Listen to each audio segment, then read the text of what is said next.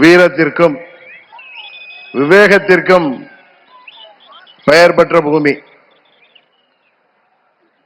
மதுரை என்றாலே நமக்கு பாண்டிய மன்னர்களும் தமிழ் சங்கங்களும் தான் நினைவிலே வரும். எப்பேற்பட்ட மதுரை மாநகரிலே இன்றைக்கு நம்மோடு மாண்புமிகு பிரதமர் அவர்கள் சித்திரை திருவிழா போன்ற இந்த மாபெரும் மக்கள் கூட்டத்திலே கலந்து கொண்டிருக்கின்றார்கள்.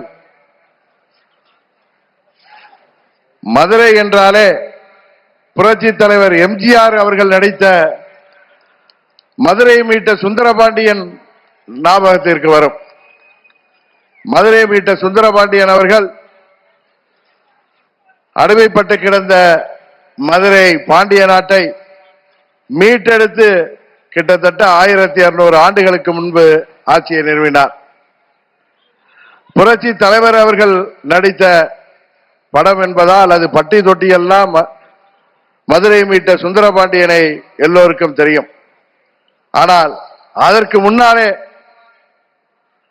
கிட்டத்தட்ட 1500 ஆண்டுகளுக்கு முன்பு வாழ்ந்த ஒரு மாமன்னனை பலருக்கு தெரியாது. அன்றைக்கு தமிழ்நாட்டிலே ஆட்சி செய்த களப்பிரர்கள் ஆட்சியில கிட்டத்தட்ட 300 ஆண்டுகள் சேர சோழ பாண்டியர்கள் ஆட்சி வீழ்ந்து களப்பிரர்கள் எங்கிருந்தோ வந்தவர்கள் அவர்களை வரலாற்று நிபுணர்கள் பழங்குடியினர் என்கிறார்கள், கர்நாடகாவிலிருந்து வந்தவர்கள் என்கிறார்கள்.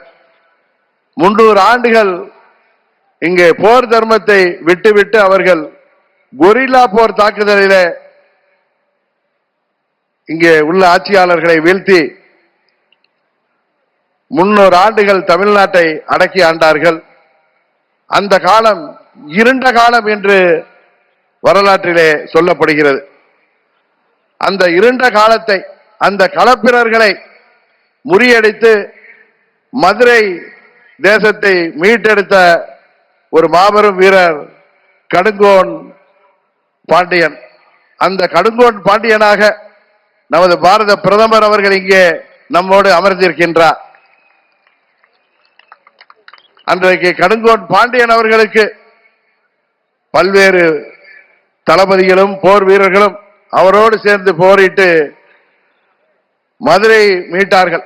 அதுபோல இன்றைக்கு தமிழ்நாட்டிலே ஒரு இருண்ட ஆட்சியை, ஒரு மக்கள் விரும்பாத ஆட்சியை, எங்கும் கொலை, எங்கும் ஊழல், எதிலும் ஊழல் என்று தமிழ்நாட்டிலே சட்டம் ஒழுங்கு இருக்கிறதா என்று அனைவரும் பயந்து கொண்டிருக்கின்ற ஒரு ஆட்சியை, கொலை கொள்ளை, 2 வயது பெண் குழந்தையிலிருந்து வயது முதிர்ந்த மூதாட்டி வரை இன்றைக்கு பாதுகாப்பு இல்லாத ஒரு ஆட்சியை, எங்கும் போதை, பட்டி தொட்டி எல்லாம் போதை என்று மாணவர்களும் இளைஞர்களும் பாதிக்கப்பட்டிருக்கின்ற ஒரு ஆட்சியில ஊழலை தவிர வேற ஒன்றும் இல்லை என்று இங்கே மக்கள் வருந்துகின்ற ஒரு ஆட்சியில,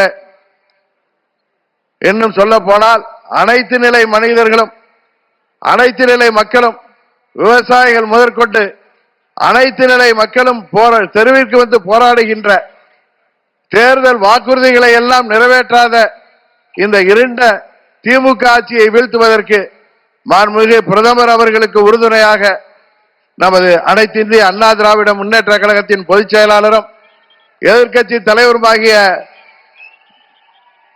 மாண்புமிகு அண்ணன் இபிஎஸ் அவர்களும், பாட்டாளி மக்கள் கட்சியின் தலைவரும் முன்னாள் மத்திய அமைச்சருமாகிய